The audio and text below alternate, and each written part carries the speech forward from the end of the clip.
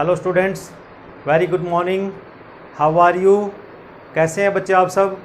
Students, in this chapter body fluids and their circulation, in my previous lecture we have studied about the body fluids कि body fluids क्या होते हैं और जो body fluids हैं उनके काइंड्स क्या होते हैं। और उसके बाद हमने स्टडी किया है कि हमारे पास जो कंपोजिशन है इन फ्लूइड्स का वो क्या होता है। तो आज इस लेक्चर में बच्चों हम स्टडी करेंगे कि हमारे पास जो ब्लड है वो क्या है। ठीक है ना, कि हम ये मानते हैं कि जो ब्लड है हमारी बॉडी का एक मेन कंस्टिट्यूएंट है, मेन कनेक्टिव टिश्यू है।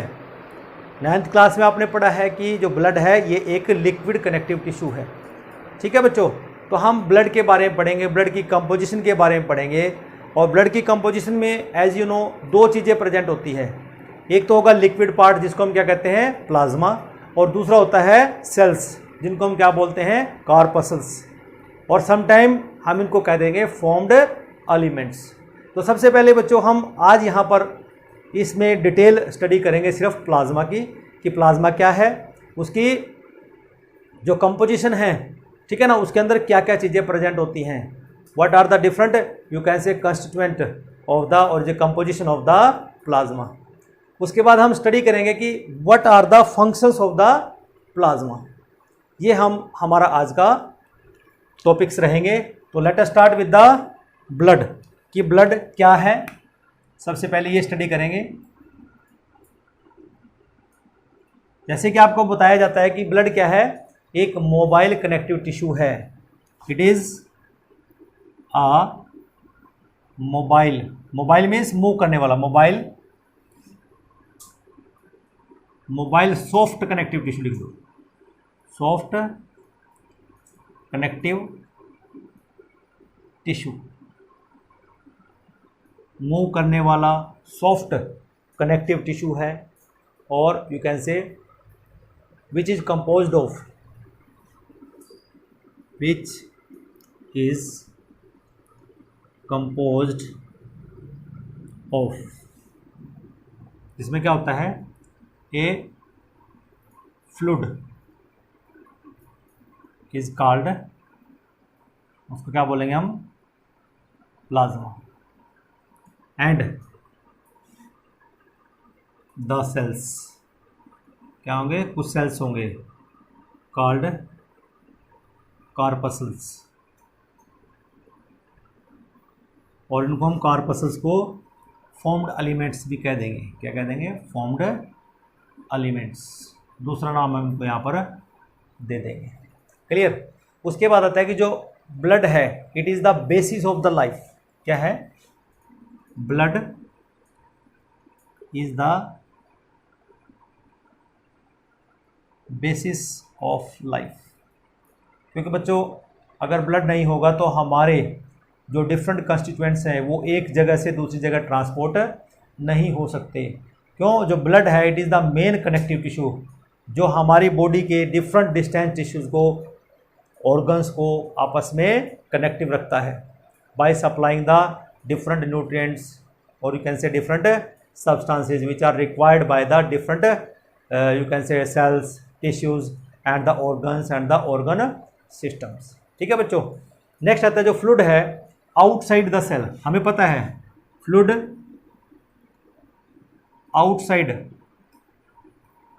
द सेल इज, क्या कहेंगे उसको, एक्स्ट्रा सेलुलर फ्लूइड हम उसको कहते हैं, जिसको हम ECF कहते हैं। और ये जो ब्लड है इस ECF का 30 to 35% बनाता है। Blood forms about and blood forms about 30 to 35% of ECF। ठीक है बच्चों। अब उसके बाद आता है द वॉल्यूम ऑफ ब्लड, कितना होगा एक अडल्ट ह्यूमन के अंदर, एक अडल्ट पर्सन के अंदर। ठीक है ना, the volume of blood in adult person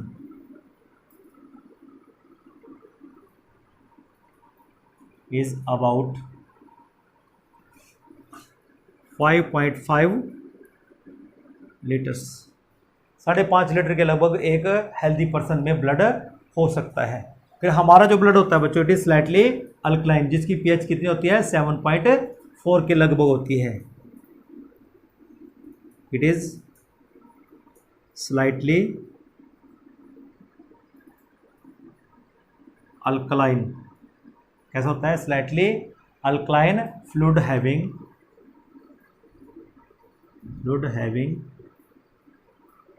pH 7.4, इतनी pH हमारे पास रहती है।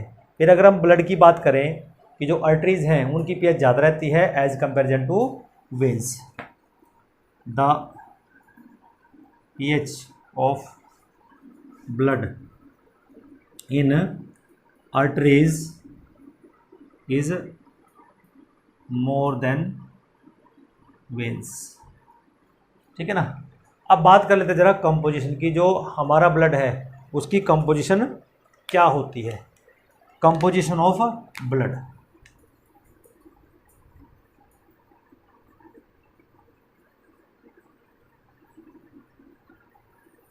एज यू नो, यहाँ पर जो ब्लड के अंदर जो वाटरी फ्लूइड है, ठीक है ना, ब्लड कंपोज्ड ऑफ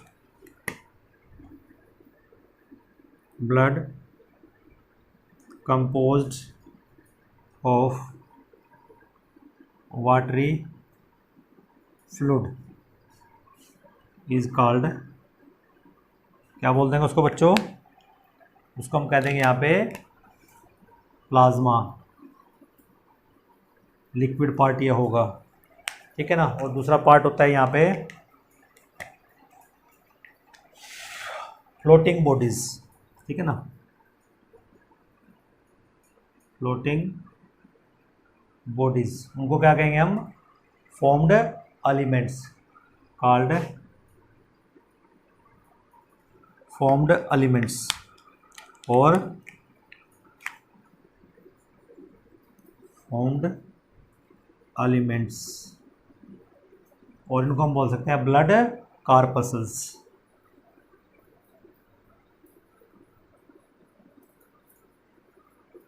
क्या बोलते हैं इनको? ब्लड कार्पसल्स हम कह देते हैं। तो बच्चों आज हम इस लेक्चर में सिर्फ हम जो प्लाज्मा है, इस प्लाज्मा को ही सिर्फ हम डिस्कस करेंगे, क्योंकि प्लाज्मा का कंपोजिशन हमें स्टडी करना है और फिर जो प्लाज्मा है इसके फंक्शन हमें स्टडी करने हैं। तो let us start with the plasma, composition of the plasma.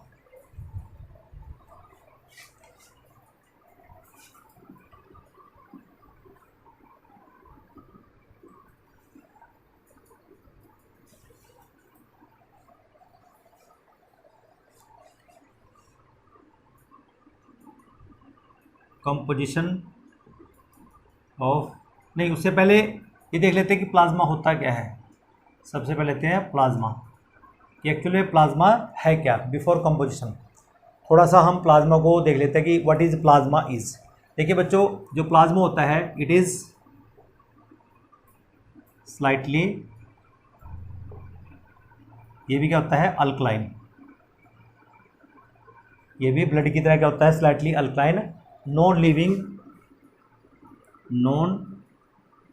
Living intercellular. Intercellular का मतलब होता है in between the cells. Intercellular substance कि जो सेल्स होते हैं उनके बीच में प्रेजेंट सब्सटेंस होता है विच कंट्रीब्यूट अबाउट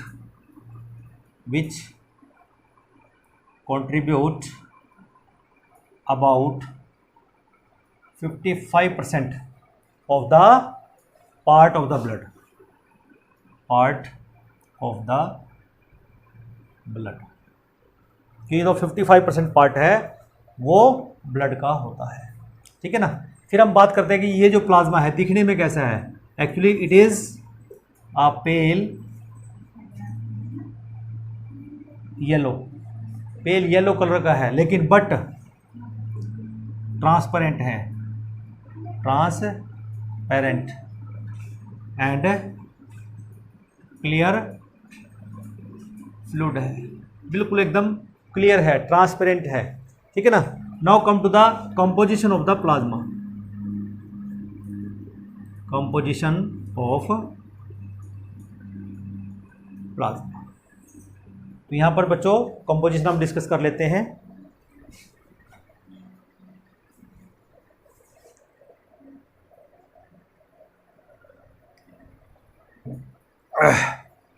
जब भी कंपोजिशन की बात आती है तो सबसे पहले हम लिक्विड पार्ट उसमें लेंगे। पहला है हमारे पास यहाँ पे वाटर, और प्लाज्मा के अंदर वाटर कंटेंट कितना है? Alone water forms about 90 to 92% of the plasma. Alone water, इसकी सिर्फ वाटर ही प्रेजेंट होता है। एलोन वाटर फॉर्म्स अबाउट 90 से 92%, ठीक है ना, ऑफ द प्लाज्मा। अब जो बचा इसमें वो क्या होगा? वो इसका सॉलिड फॉर्म होगा। तो इसका मतलब जो होगा सॉलिड फॉर्म कितना बचा? 8%, अबाउट 8% ऑफ द प्लाज्मा, ठीक है बच्चों। तो ये दो डाटा आपको याद रखने हैं, 90 से 95 लिक्विड पार्ट है और 8% क्या है? सॉलिड पार्ट इसमें होता है। नेक्स्ट हमारे पास आता है इसमें सेकंड, दैट इज मिनरल्स, की इस प्लाज्मा के अंदर जो मिनरल्स हैं वो कौन कौन से मिनरल्स प्रेजेंट होते हैं, ठीक है ना। तो सेकंड आ जाएगा हेडिंग इसमें मिनरल्स। और जब मिनरल्स की बात होती है इनको हम इलेक्ट्रोलाइट भी बोलते हैं। तो यहाँ पर बच्चों इसमें सोडियम होगा, ठीक है, कैल्शियम होगा Ca++, मैग्नीशियम होगा, ठीक है ना। प्लस प्लस का मतलब इसकी वैलेंसी हम लिखते हैं। बाइकार्बोनेट आयन होंगे SCO3 नेगेटिव, ठीक है ना, और क्लोराइड आयन्स होंगे Cl negative etcetera.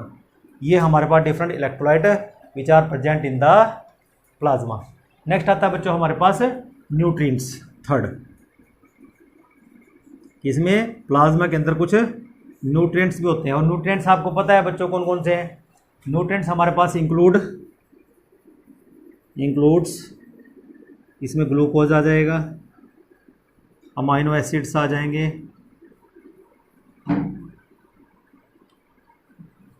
Fatty acids आ जाएंगे,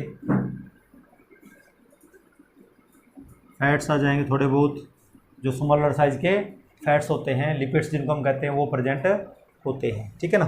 उसके बाद नेक्स्ट आता है हमारे पास दैट इज प्रोटीन्स। देखिए जो प्लाज्मा है बच्चों उसमें प्रोटीन्स प्रेजेंट होते हैं। दे कंस्टिट्यूट अबाउट यू कैन से 6 to 8% part of the plasma. These constitute about 6 to 8% of the plasma. 6 से 8% के करीब ये प्लाज्मा को कंस्टिट्यूट करते हैं। एंड दीज मेनली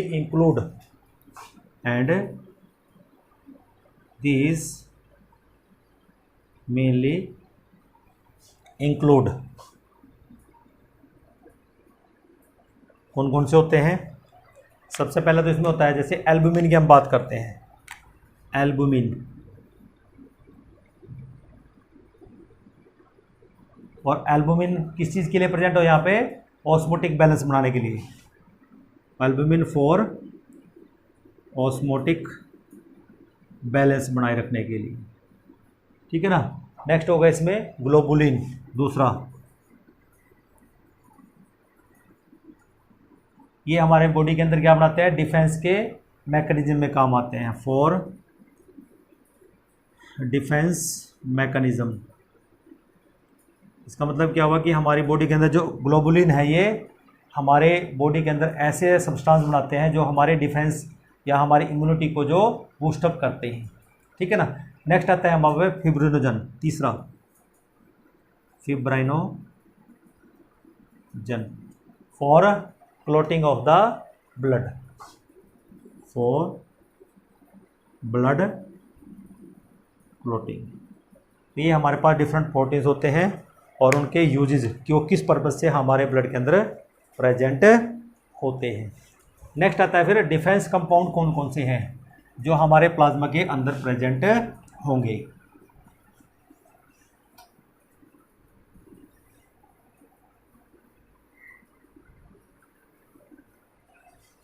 नेक्स्ट है फिर हमारे पास defence compounds, fifth defence compounds. Defence का मतलब बच्चों जो बीमारियों के खिलाफ, जो पैथोजन के खिलाफ फाइट करते हैं, ठीक है ना। दीज इंक्लूड्स, इसमें सबसे पहला आता है इम्यूनोग्लोबुलिन्स,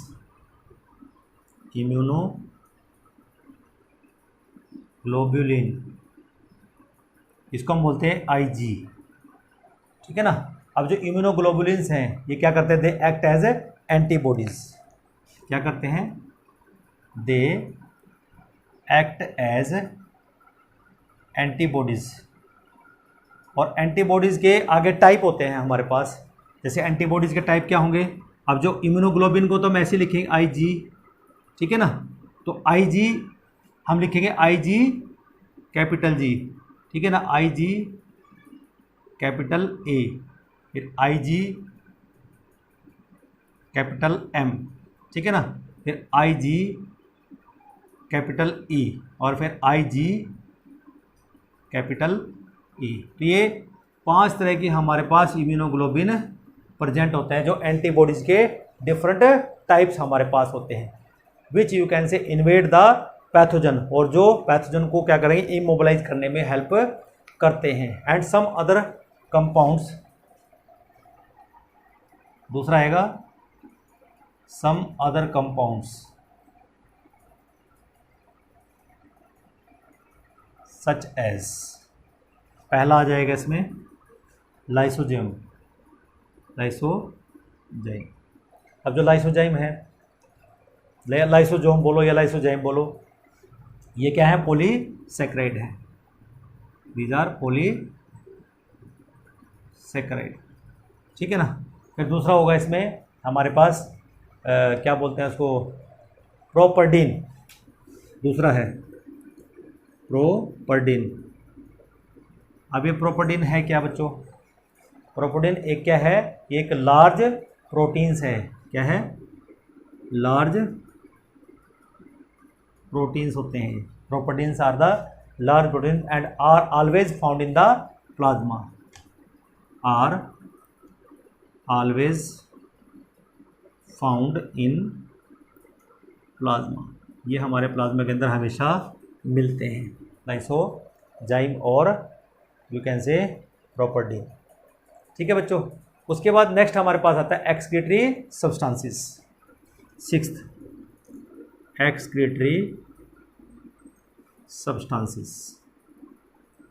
एक्सक्रीटरी का सब्सटेंस का जो हमारा एक्सक्रीटरी सिस्टम एक्सक्रीट करता है उनको हम एक्सक्रीटरी सब्सटेंसेस कहते हैं।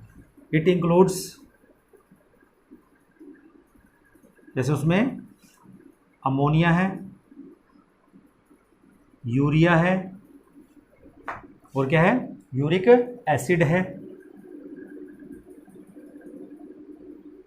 यूरिक एसिड है, और क्या हो सकता है, क्रेटाइन है और क्रिटेनाइन है, एटसेट्रा। ये कुछ यहाँ पर एक्सक्रीटरी सब्सटेंस है इस प्लाज्मा के अंदर ये मिलते हैं। नेक्स्ट होती है कुछ डिजोल्व्ड गैसेस भी होती हैं, सेवंथ डिजोल्व्ड गैसेस। क्योंकि हम सभी कहते हैं कि हमारे पास जो ब्लड है वो क्या कैरी करता है, वो ऑक्सीजन को भी कैरी करता है और वो कार्बन डाइऑक्साइड को भी कैरी करता है। तो इसका मतलब वो प्लाज्मा के अंदर डिजोल्व करके जाती हैं, तो इसलिए उनको बोलते हैं कि इसके अंदर यहाँ डिजोल्व गैसेस भी मिलेंगी। Water of blood plasma, water of blood plasma, कि जो ब्लड प्लाज्मा के अंदर जो वाटर कंपोनेंट है वो क्या काम करता है, कंटेन ऑक्सीजन एंड CO2, ये उसके अंदर वहाँ पर प्रेजेंट होती हैं। And also nitrogen in dissolve form, and nitrogen in dissolved form. ये डिजॉल्व फॉर्म में ब्लड के अंदर डिजॉल्व्ड गैसेज मीन्स ऑक्सीजन है, कार्बन डाइऑक्साइड है और नाइट्रोजन होती है। नेक्स्ट कंस्टिट्यूएंट है इसका कंपोजिशन में, दैट इज एंटीकोगुलेंट। एंटीकोगुलेंट का मतलब कि जो ब्लड को जमने ना दे, कोएगुलेट मीन्स क्लोट ना होने दे, ठीक है ना। नेक्स्ट एट्थ है हमारे पास एंटीकोएगुलेंट।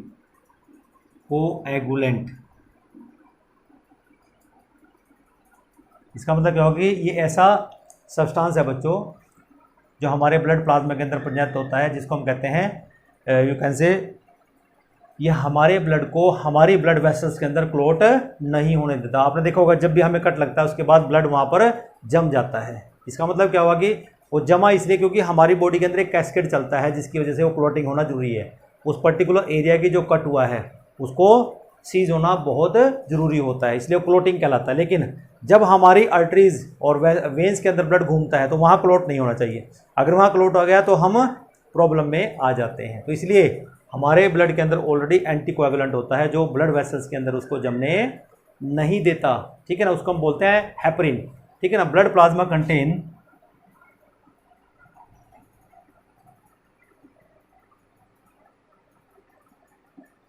क्या कंटेन करता है ब्लड प्लाज्मा, ए कोएगुलेट, ए कंजुगेट,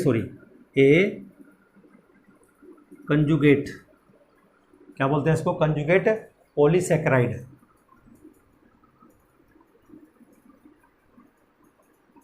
और वो कंजुगेट पॉलीसैकेराइड क्या है बच्चों, हेपरिन, जिसको हम बोलते हैं the heparin,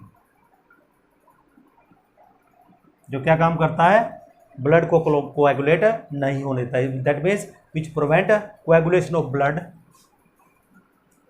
which prevent clotting of blood in blood vessels में वो जमने नहीं देता इस ब्लड को, ठीक है ना बच्चों। नेक्स्ट आता है फिर हमारे पास कुछ हार्मोन्स भी हमारे ब्लड प्लाज्मा के अंदर प्रेजेंट होते हैं, हार्मोन्स। और आपको पता है जितने भी एंडोक्राइन ग्लैंड्स हैं वो सारे के सारे हार्मोन्स कहाँ सीक्रेट करते हैं, हमारे ब्लड के अंदर। और ब्लड के थ्रू फिर क्या होते हैं, वो ट्रांसपोर्ट होते हैं डिफरेंट बॉडी पार्ट्स में। These are secreted and released, these are secreted and released। किस में रिलीज हो जाते हैं बच्चों, in blood bye endocrine glands, in blood bye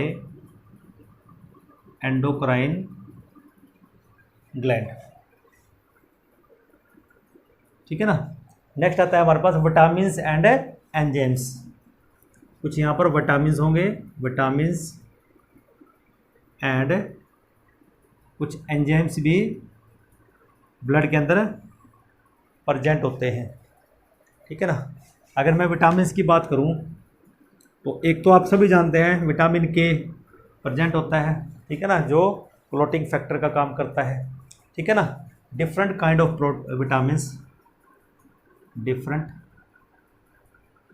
kind of vitamins, कि जो विटामिन्स हैं कौन कौन से विटामिन प्रेजेंट होते हैं वो देख लीजिए। एक तो अभी सभी जानते हैं विटामिन के, डिफरेंट काइंड ऑफ विटामिन्स कौन कौन से हैं, जैसे आपने नाम सुना है ऑलरेडी, विटामिन के प्रेजेंट होता है, ठीक है ना। फिर दूसरा होता है विटामिन B12 प्रेजेंट होता है, कौन सा होता है, विटामिन B12। और इस विटामिन B12 को हम कोबालमिन के नाम से भी जानते हैं। किस नाम से जानते हैं, कोबालमिन। और इसकी अक्सर विटामिन B12 की हमारी बॉडी में कमी हो जाती है, ठीक है ना। फिर हमें इसको बाहर से इंजेक्ट कराना पड़ता है, ठीक है ना। नेक्स्ट है हमारे पास इसमें फोलेट है, ये भी एक विटामिन है हमारे पास। और कुछ एंजाइम्स हैं जैसे हमारे पास, एंड कुछ एंजाइम्स हैं which are present here. Enzymes कौन कौन से हैं, जैसे लाइक एटीपेज है, कौन सा है, एटीपेज, कि जो एटीपी सिंथेसिस में काम आता है, ठीक है ना। और एनायन ट्रांसपोर्ट प्रोटीन है, एनायन ट्रांसपोर्ट प्रोटीन होता है, ये प्रेजेंट होता है एनायन ट्रांसपोर्ट प्रोटीन। फिर acetal acetal डिहाइड 3 फॉस्फोडिहाइड्रोजेनेज,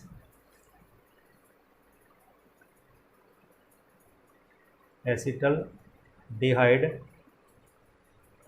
3 phosphate डिहाइड्रोजेनेज,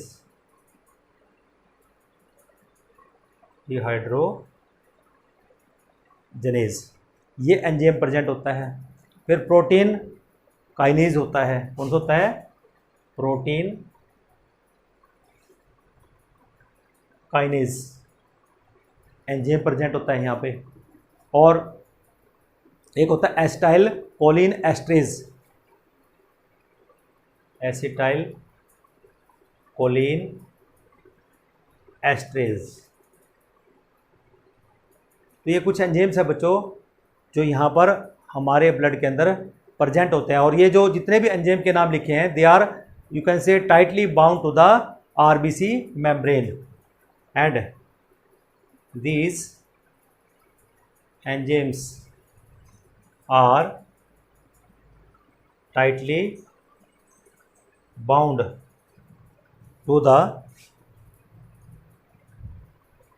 membrane of जो आरबीसी है, जो आरबीसी की मेम्ब्रेन है उसके साथ ये बाउंड होते हैं। फिर उसके बाद नेक्स्ट हमारे पास आता है कुछ फैक्टर्स होते हैं, clotting factors which are present in the blood।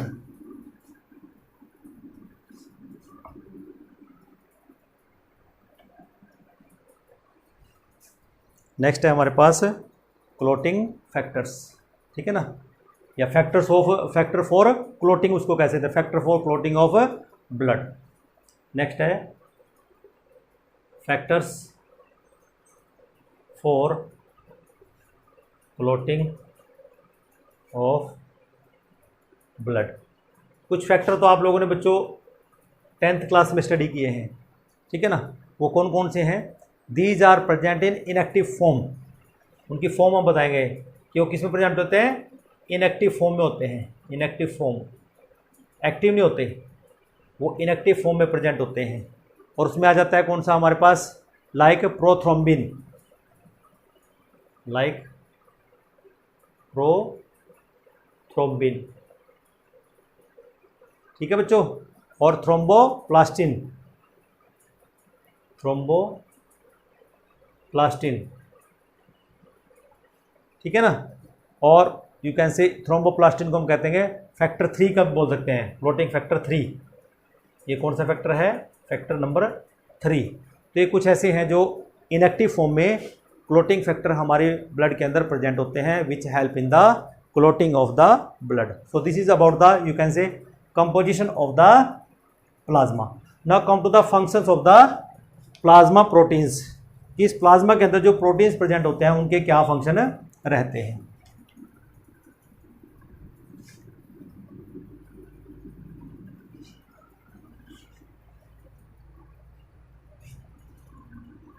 Functions of plasma proteins, बड़े इंपॉर्टेंट क्वेश्चन हैं, ठीक है ना बच्चों। अब बात कर लेते हैं, पहला तो ये है कि जो प्रिवेंशन ऑफ ब्लड लॉस, उससे बचाते हैं। फर्स्ट फंक्शन है prevention of blood loss. Blood loss से हमें प्रिवेंट करते हैं कैसे, देखो बच्चों अभी आपने पढ़ा कि हमारे पास जैसे फिब्रिनोजन एक प्रोटीन है, प्रोथ्रोम्बिन ये भी एक प्रोटीन है, they play a very important role in the blood clotting. इसका मतलब क्या हुआ कि ये ब्लड लॉस से बचाते हैं, means fibrinogen and prothrombin play very important role in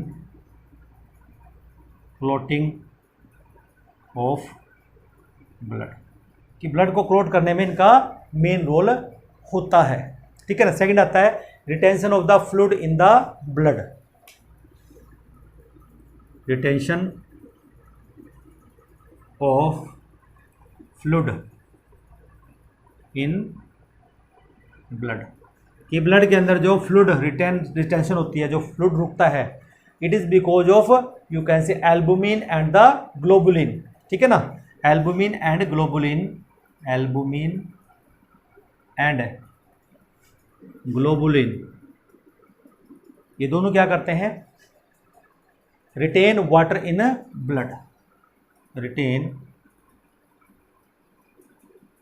water in blood plasma, blood plasma के अंदर ये वाटर रिटेंशन में हेल्प करते हैं दोनों के दोनों प्रोटीन। नेक्स्ट आता है body immunity,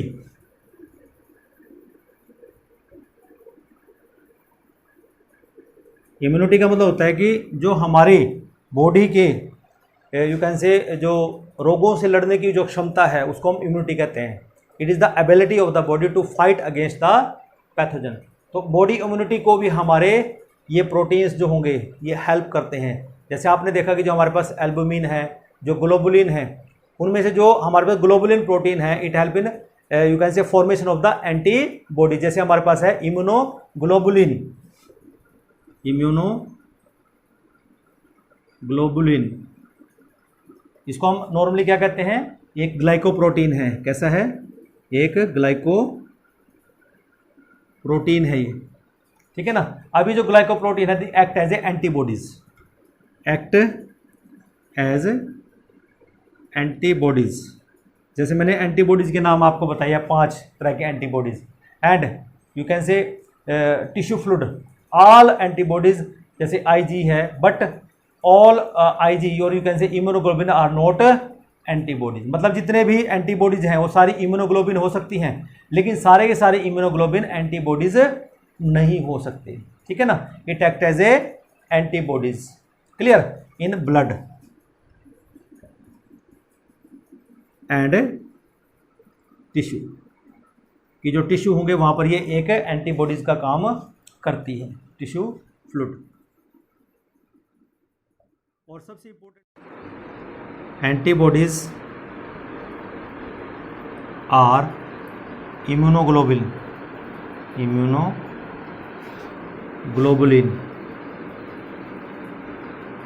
but all immunoglobulin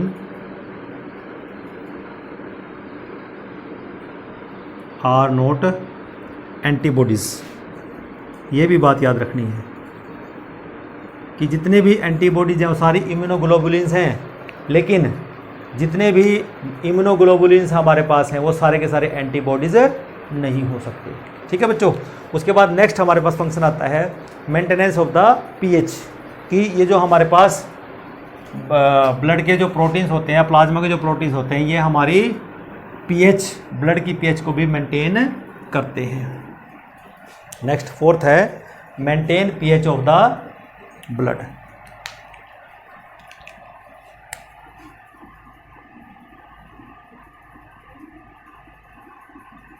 maintenance of pH. देखिए बच्चों, जब भी पीएच मेंटेन होती है इसका मतलब क्या होगा कि जो एसिड बेस का जो सिस्टम रहता है कि एसिड को भी न्यूट्रलाइज कर दे और बेस को भी न्यूट्रलाइज कर दे। इसका मतलब जो प्लाज्मा प्रोटीन्स होते हैं they serve as acid and base buffer. Plasma proteins serve as acid and base buffer. Buffer का मतलब ये होता है कि चाहे बेस बढ़ गया तो उसको भी न्यूट्रलाइज करना है, अगर एसिड बढ़ गया तो एसिड को भी न्यूट्रलाइज करना है। That is they maintain pH of the body, that is they maintain pH of the blood, और उसका body fluid by neutralising acid and base of the blood by neutralising acid and base. ठीक है बच्चों, तो उसके बाद आता है नेक्स्ट हमारे पास transport of certain material.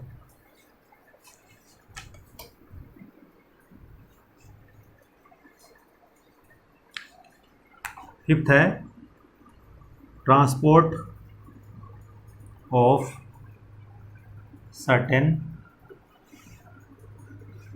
Materials, कि कुछ मटेरियल्स हैं जिनको वो ट्रांसपोर्ट करते हैं। जैसे हमारे पास अब जैसे मान लो प्लाज्मा है, प्लाज्मा के अंदर हम ये देखते हैं कि कुछ गैसेस भी ट्रांसपोर्ट होती हैं, लेकिन यहाँ पर जो प्रोटीन्स हैं, प्रोटीन्स क्या करते हैं, वो हार्मोन्स को बाइंड करके उनके डेस्टिनेशन तक पहुँचाते हैं। ठीक है बच्चों, जैसे थायरोक्सिन है, एक हार्मोन है, इज बाउंड टू एल्बुमिन, ये हार्मोन थायरोक्सिन बाउंड टू, किसके साथ बाउंड है, ग्लोबुलिन, सॉरी एल्बुमिन, किसके साथ बाउंड है बच्चों, एल्बुमिन के साथ, जो कि और यू कैन से स्पेसिफिक ग्लोबुलिन, और स्पेसिफिक ग्लोबुलिन, जो ग्लोबुलिन होगा वो स्पेसिफिक होगा। ठीक है बच्चों, for transport in plasma, for transport in plasma, तो तब वो जाके प्लाज्मा के थ्रू ये जो हार्मोन्स हैं दे गेट ट्रांसपोर्टेड। नेक्स्ट आता है distribution of the heat, sixth distribution of heat, कि हम जो देखते हैं ना हमारी बॉडी में जो हीट का डिस्ट्रीब्यूशन रहता है वो इन यूनिफॉर्म रहता है। ठीक है ना, जो प्लाज्मा प्रोटीन है they help in the uniform distribution of the heat all over the body. ठीक है ना, प्लाज्मा प्रोटीन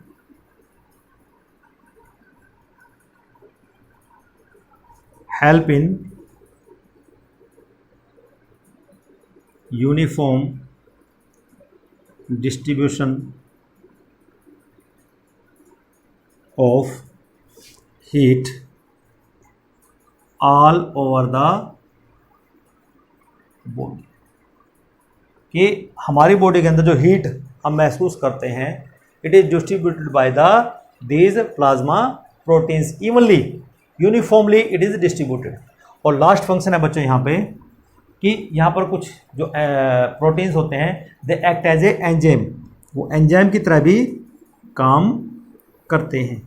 जैसे आपने देखा होगा कि some you can say proteins acting as a enzymes, some proteins acting as a enzymes. ठीक है ना, and also occur in plasma, also occurs in plasma. So this is about the, you can say, one part of the blood that is a plasma. ठीक है बच्चों, अगले lecture में हम discuss करेंगे कि हमारे पास जो वहाँ पर जो सेल्स होते हैं जिनको हम फॉर्म्ड एलिमेंट्स के नाम से जानते हैं, उनका हम डिस्कशन करेंगे अपने अगले लेक्चर में। Till then have a nice day, thank you.